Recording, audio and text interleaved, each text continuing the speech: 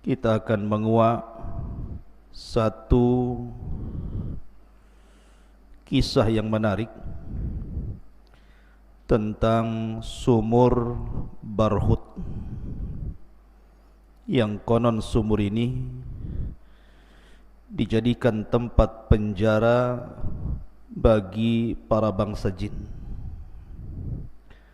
Sumur Barhut yang ada di Hadral Maut. Ma'asyiral muslimin yang dimuliakan Allah Subhanahu wa taala, kita tahu bahwa yang namanya sumur tentu penuh dengan air,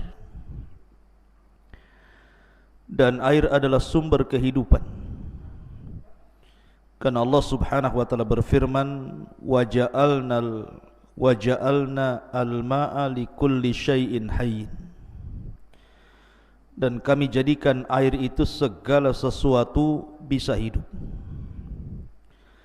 Tapi sumur yang ingin saya ceritakan ini adalah sumur kematian. Bahkan tempat yang sangat menakutkan, sarang daripada jin dan syaitan. Sumur ini dikenal sebagai sumur Barhut, letaknya di Hadral Maut. Ma'asyiral muslimin yang dimuliakan Allah Subhanahu wa taala, bicara tentang sumur Barhut ini, sampai hari ini banyak orang yang meneliti sumur ini karena memang termasuk keajaiban dunia. Banyak orang yang berusaha menguak rahasia di balik sumur ini, karena sumur ini juga diperbincangkan oleh para ulama dari zaman ke zaman sampai hari ini. Karena ada riwayat yang mengatakan bahwa arwahnya orang-orang kafir itu, setelah kematiannya maka mereka akan dipenjarakan di sumur Barhut Hadral Maut ini. Tetapi apakah seperti itu? Maka kita akan cerita tentang sumur ini dari dua sisi. Pertama, khurafat. Yang kedua, hakikat. Ma'asyiral muslimin yang dimuliakan Allah Azza wa Jalla, sebelum saya bercerita tentang sumur ini, Al-Imam At-Tabrani meriwayatkan sebuah hadis dalam kitabnya Al-Mu'jam Al-Kabir, dan hadis ini dikatakan oleh Al-Imam Al-Haythami, rijaluhu thiqat, semua para perawinya perawi terpercaya. Dan Al-Imam Ibn Hibban rahimahullahu ta'ala mensahihkan hadis ini.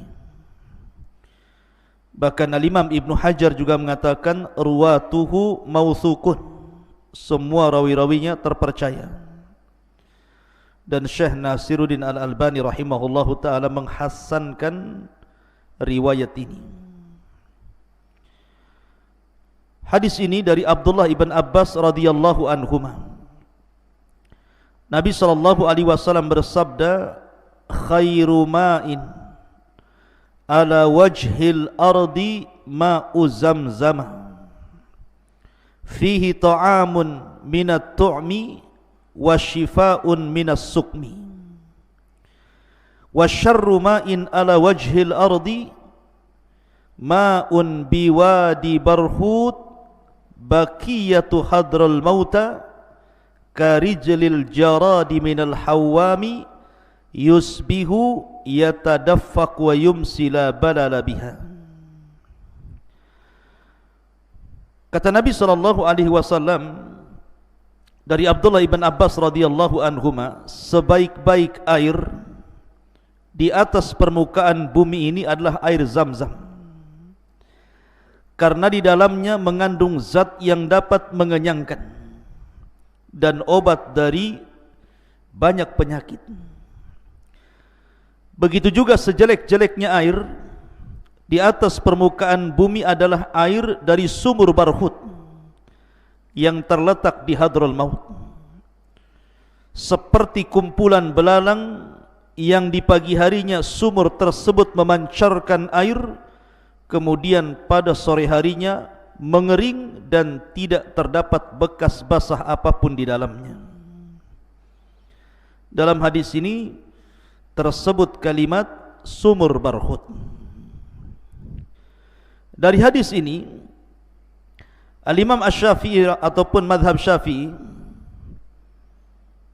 disebutkan bahwa annal ma'al makruh thamaniyatu anwa.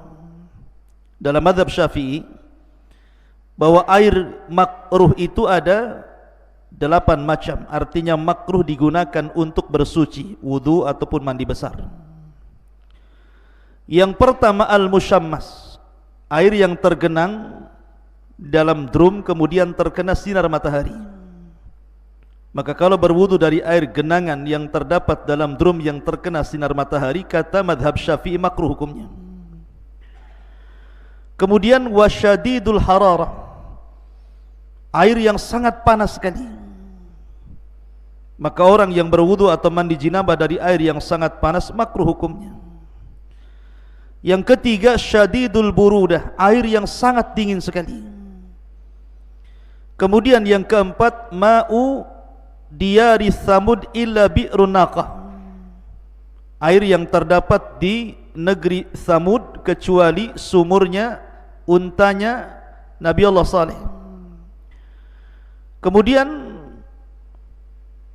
yang kelima ma'u diyari qaumi Lut, airnya negeri Lut yang pernah diazab di negeri Sodom.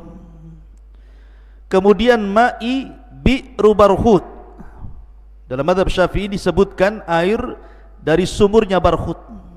Itu dianggap makruh kalau orang berwudu atau bersuci di situ. Kemudian ma ardi Babil, air di negeri Babil.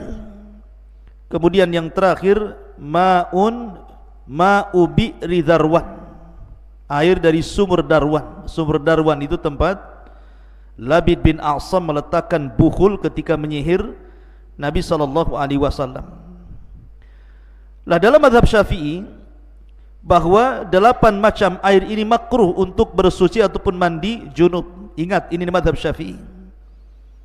Tetapi kaidah air itu kalau antum belajar fikih tetap mengacu kepada ijma' para ulama bahwa asal air itu suci dan mensucikan, kecuali kalau berubah warna, rasa, bau karena yang merubahnya najis.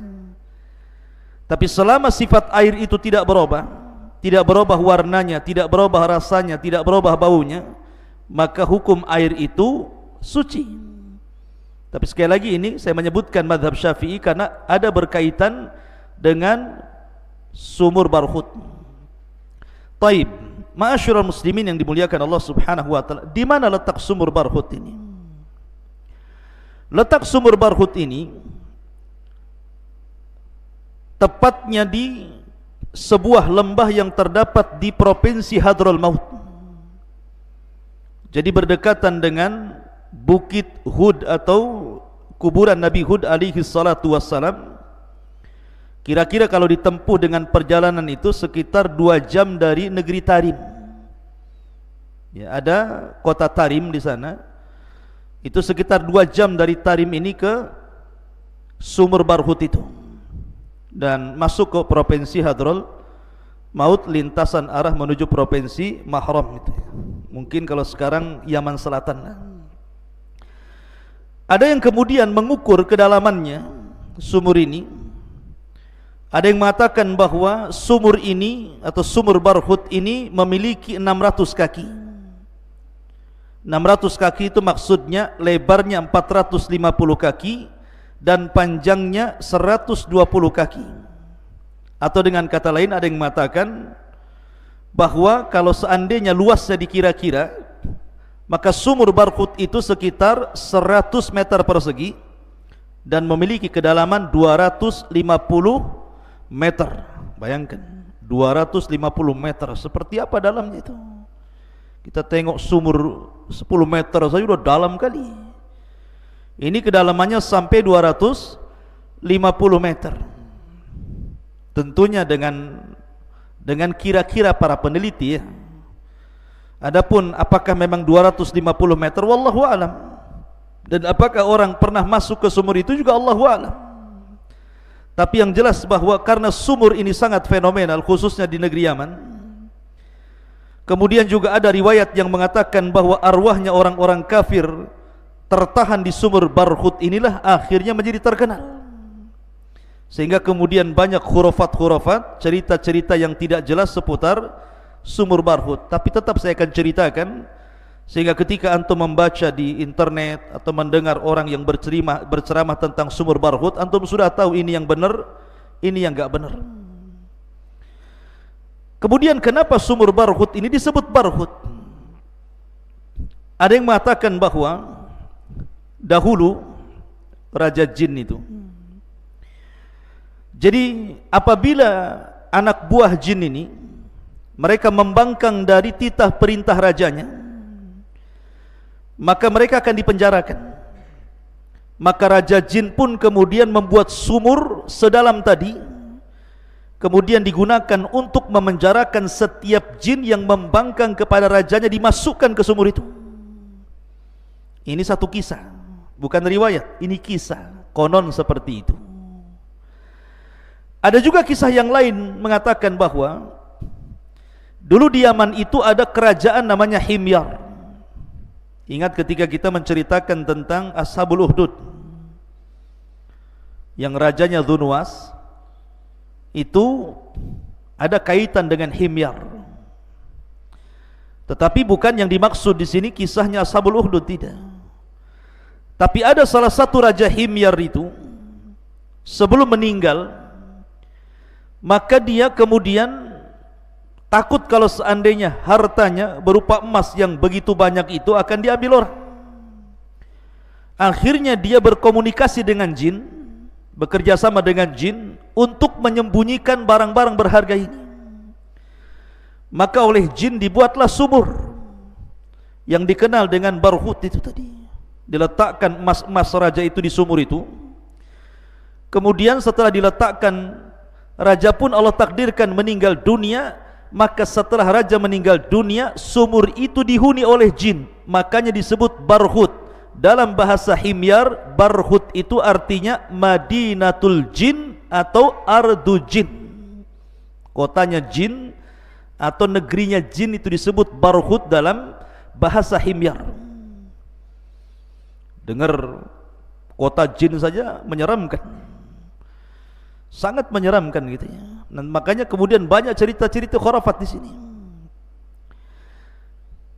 Itu dari segi penamaan Barhut. Tetapi dua kisah ini tentu kalau kita timbang lebih dekat ke khurafat dibandingkan ke hakikat. Karena tidak ada sanad yang jelas tentang dua kisah ini masalahnya. Ma'asyiral muslimin yang dimuliakan Allah Subhanahu wa taala, adapun kisah-kisah yang banyak menyebar di internet ataupun di masyarakat Yaman sendiri ya, tetapi sekali lagi lebih dekat kepada khurafat dibandingkan kepada hakikat. Pertama, satu kisah. Jadi dahulu ada seorang musafir. Jadi ada para musafirin itu, mereka kehabisan bekal air sehingga mereka kehausan. Sehingga karena mereka kehausan, mereka mencari air. Rupanya sampailah mereka di sumur Barhut tadi. Karena dalamnya akhirnya salah seorang di antara mereka terpaksa harus turun menggunakan tali. Ketika sampai di dalam sumur itu, tiba-tiba dia menjerit-jerit dan meminta tolong untuk diangkat. Akhirnya kemudian teman-temannya menarik tali itu. Ketika sampai di atas, rupanya yang terangkat tinggal kepalanya dan badannya sudah tidak ada lagi. Ngeri tidak tuh? Diangkat tinggal kepalanya, badannya enggak ada. Apa enggak ngeri tuh? Ini satu cerita. Kemudian cerita yang lain, bahwa dahulu ada seorang ibu sedang bermain-main di sekitar sumur itu. Kemudian meletakkan bayinya di sampingnya itu. Kemudian ibu ini pergi sejenak, sesaat gitukah, karena sebuah ada hajat. Ketika balik lagi, rupanya bayi itu sudah hilang. Konon katanya bayi itu kemudian dicuri oleh jin yang ada dalam sumur itu, kemudian dimasukkan ke dalam sumur. Itu cerita-cerita ma'ruf. Ma'asyiral muslimin yang dimuliakan Allah Azza wa Jalla. Kemudian ada cerita lagi bahwa sumur itu airnya itu seperti gula manis, tetapi warnanya sangat hitam dan busuk. Kemudian di dasar sumur itu ada pohon-pohon yang ranum yang hijau dan banyak burung merpati, kemudian banyak ular di situ. Sehingga apabila di malam hari terdengar suara-suara aneh yang berbagai macam suara muncul dari sumur itu, dan orang ketakutan karena itu. Lah tiga kisah ini masyhur kalau antum baca di internet, tetapi semua tidak ada sanadnya karena kesannya khurafat masalahnya. Ini bukan sebuah hakikat. Ma'asyiral muslimin yang dimuliakan Allah Subhanahu wa taala. Akan tapi hadis yang saya baca tadi, hadis bahwa sebaik-baik air di permukaan bumi adalah air Zam-Zam, dan seburuk-buruk air di permukaan bumi adalah air yang terdapat di lembah Barhut. Ini sahih hadis ini. Ya. Hadis ini sahih dan dihasankan oleh Syekh Nasiruddin Al-Albani rahimahullahu taala. Bahkan ada sebuah riwayat yang lain tentang masalah sumur Barhut ini, dikeluarkan oleh Abdul Razak dalam musannafnya dari jalan Sufyan ibn Uyainah dari Furat Al-Qazzaz dari Abi Tufail dari Ali radhiyallahu an, dia mengatakan khairu wadiyaini fin nasi dhi Makkah, wadin fil hindi habata bihi Adam fihi hadit tibul ladhi tatayyabuna bihi, wasyarru wadiyaini fin nasi wadil ahqafi wa wadi bihadral maut yuqalu lahu Barhut. Kata Nabi, kata Ali radhiyallahu an, sebaik-baik dua lembah bagi manusia, pertama di Makkah, lembah yang ada di Mekah, dan yang kedua lembah di mana ketika Adam diturunkan dari sorga ke bumi. Kemudian seburuk-buruk dua lembah bagi manusia, dua, pertama lembah Ahqaf, dan yang kedua lembah Hadral Maut yang dikenal dengan Barhut tadi. Hadis ini sanadnya sahih. Ma'asyiral muslimin yang dimuliakan Allah Azza wa Jalla, masalahnya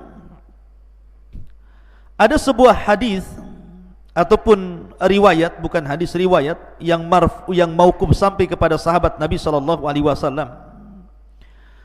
Seperti contohnya Anas bin Malik radhiyallahu an mengatakan, arwahul mu'minina ilal jabiyati wa arwahul kafirina ila wadin bihadral maut yuqalu lahu Barhut. Dari Anas radhiyallahu an mengatakan bahwa ruh-ruhnya orang yang beriman ditempatkan di Jabiyah. Jabiyah ini sebuah tempat yang ada di Syam. Adapun ruhnya orang-orang kafir ditempatkan di bukit Hadral Maut yang disebut dengan Barhut, dalam sumur Barhut tadi. Ini satu riwayat. Kemudian juga Ali radhiyallahu an mengatakan, khairu wadin nasi wadi Makkah wa syarru wadin nasi wadil Ahqaf wa wadi Hadral Maut yuqalu lahu Barhut fihi arwahul kufar. Sebaik-baik bukit manusia adalah bukit Mekah, dan seburuk-buruk bukit manusia adalah bukit Al-Ahqaf. Kemudian bukit Hadral Maut yang disebut dengan Barhut, di dalamnya terdapat ruh orang-orang kafir. Kemudian riwayat yang ketiga, Abdullah bin Umar radhiyallahu anhu mengatakan, inna arwahal kufar tujma'u bi Barhut. Sesungguhnya ruhnya orang-orang kafir dikumpulkan di Barhut. Wa arwahul mu'minina fil Jabiyah, dan dikumpulkannya ruh orang-orang yang beriman di Jabiyah. Barhut bil Yamani wal Jabiyatu bisyam. Adapun Barhut letaknya di Hadral Maut Yaman, dan Jabiyah letaknya di Syam. Ma'asyiral muslimin yang dimuliakan Allah Azza wa Jalla, bagaimana pandangan para ulama? Betulkah ruhnya orang-orang kafir setelah kematiannya dipenjarakan di sumur Barhut, dan ruhnya orang-orang yang beriman dipenjarakan di Jabiyah, maka para ulama mengatakan semua riwayat yang mengatakan bahwa ruhnya orang-orang kafir berada di sumur Barhut ataupun ruhnya orang-orang yang beriman di Jabiyah, tidak ada yang sahih. Ingat, tidak ada yang sahih. Semuanya mauquf kepada para sahabat Nabi SAW dan sanadnya bermasalah. Sehingga tidak ada cerita tentang arwah. Karena kemarin kita sudah berbicara tentang alam arwah, bahwa ruh itu adalah kuasa Allah. Yas'alunaka 'anir ruh, qulir ruhu min amri rabbi. Mereka bertanya-tanya soal ruh, katakan ruh itu urusan Allah Azza wa Jalla.